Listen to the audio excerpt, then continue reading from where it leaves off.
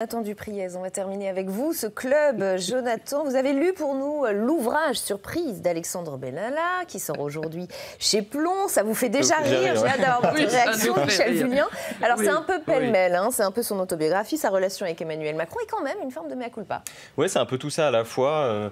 Donc cet ouvrage a 49 chapitres au gré desquels Alexandre Benalla réécrit l'histoire, son histoire, à la fois son histoire personnelle mais aussi l'histoire de l'affaire qui porte désormais son nom. Alors ça va même de son enfance, en passant par son ascension à En Marche, à l'Élysée, jusqu'à ce qu'il appelle sa chute, c'est-à-dire voilà, l'affaire Benalla. Regardez, il explique sa démarche dans un tweet. Il dit « Des gens ont écrit une histoire qui n'est pas la mienne. Ils m'ont mis sur une scène, puis ils ont éteint le projecteur. Mais moi, je reste sur la scène et je rallume le projecteur. » Sans commentaire. Le livre s'ouvre donc sur le tourbillon dans lequel il est emporté au moment de l'affaire Benalla, ses interrogatoires, la perquisition controversée à son domicile et ces longs moments d'introspection où justement il est en garde à vue et c'est l'occasion pour lui d'avoir certains remords, notamment par rapport à sa famille. Et très vite, il comprend aussi qu'il est en train de tout perdre. Donc il dit par exemple « Il y a quelques heures, j'étais au sommet de l'État. Je ne veux pas me l'avouer, mais c'est déjà fini, écrit-il, alors qu'il est en garde à vue. Ouais. » Donc ces pages sont aussi l'occasion pour lui de reconnaître certaines erreurs. Regardez cette infographie. Il dit « Des erreurs ont été commises, évidemment, par moi, c'est certain, mais il semble malgré tout que j'ai le dos bien large et je suis loin d'être le seul responsable de ce naufrage. Je suis le fusible utile du pouvoir. » Ouais, c'est la phrase qui est beaucoup ressortie aujourd'hui. Et à de nombreuses reprises, on sent aussi une volonté chez lui de minimiser les faits qui lui sont reprochés. Notamment, il y a une anecdote qui m'a fait sourire lorsqu'il décrit les piles de dossiers des enquêteurs qui mènent les interrogatoires. Et il dit, visiblement, ils ont abattu un travail considérable, mais dans quel but ? On a donc le sentiment aussi qu'il essaie de reprendre la main, reprendre le contrôle sur un récit qui lui a échappé à un moment. Et sur le fond, pas de grosses révélations, plutôt des anecdotes finalement sur l'envers du décor de la Macronie, quoi. Voilà, pas de grosses révélations, sachant qu'il a 6 affaires judiciaires en cours, Alexandre Benalla, notamment pour les passeports diplomatiques, les contrats russes, j'en passe évidemment les violences, la place de la contrescarpe. Mais cet ouvrage, il pourrait intéresser les personnes voilà, qui trouvent sa personnalité multifacette intéressante. Ils pourront en apprécier le caractère anecdotique, hein, c'est un ouvrage assez anecdotique en vérité. Donc il y a la descente des Champs-Élysées avec le bus de l'équipe de France, Emmanuel Macron qui est exfiltré par une échelle au journal La Provence, bloqué par des taxis, ou alors l'omniprésence de Brigitte Macron dans la campagne. Et parfois, ces anecdotes, elles traduisent quand même l'appétit insatiable d'Alexandre Benalla pour le pouvoir. Il revient par exemple sur son entretien d'embauche avec un cadre d'En Marche juste avant la campagne présidentielle, et on lui propose à ce moment-là de quitter un poste confortable à l'Office européen des brevets. Et regardez ce qu'il répond.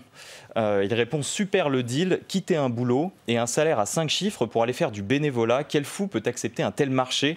Je sais d'emblée que je vais y aller. Faire une campagne présidentielle, ça ne se refuse pas. » Et Alexandre Benalla en profite aussi, et quand même, j'allais dire, pour régler quelques comptes. Oui, il règle quelques comptes, notamment avec les hauts fonctionnaires, ces costumes gris, comme il les appelle. Et surtout, dans le collimateur d'Alexandre Benalla, il y a Ismaël Emelien, qui est le conseiller spécial d'Emmanuel Macron, enfin l'ex-conseiller spécial.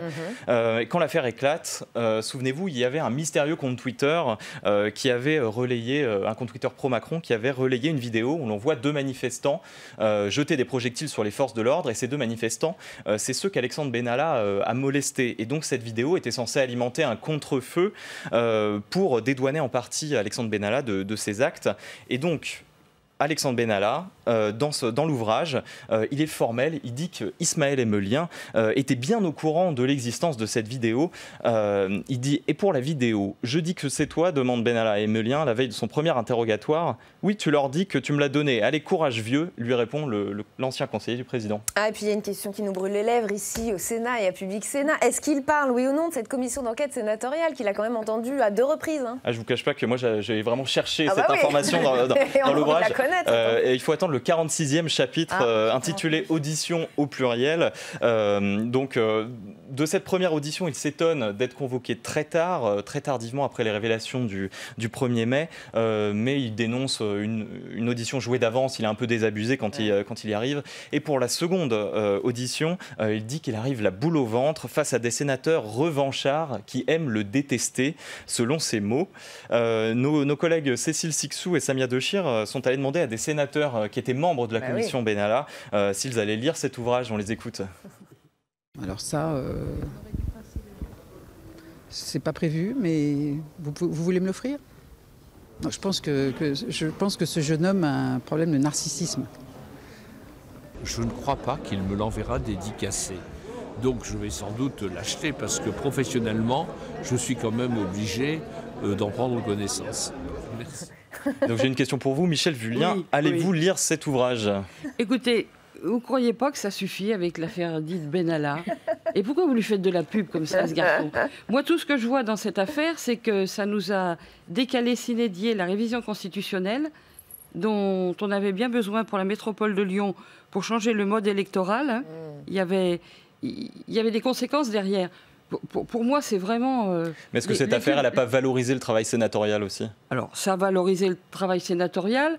Je pense que, quelque part, on aurait été heureux de s'en passer. Mais ça a montré, malgré tout, alors, en toute chose, malheur est bon, ça a montré aussi comment les sénateurs faisaient bien leur travail, alors qu'on pense toujours que c'est des gens qui dorment dans un coin.